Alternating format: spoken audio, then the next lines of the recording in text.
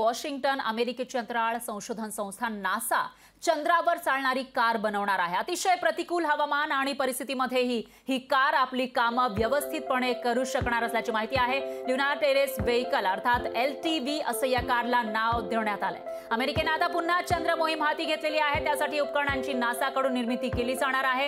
America अंतराळवीरांना चंद्रावर पाठवणार आहे। त्यांना चंद्रावर सहजपणे भ्रमंती करता यावी यासाठी नासा LTV कार तयार करणार असल्याची माहिती समोर येते आणि ही कार नेमकी कशी असेल त्याची पहिली झलक आपण लोकशाही मराठीच्या माध्यमातून बघू शकतोय।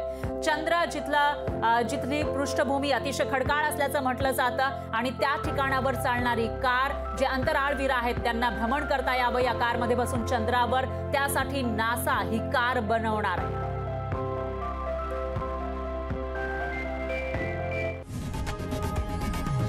लोकशाही मराठी ऐका, पहा, जागरूक रहा।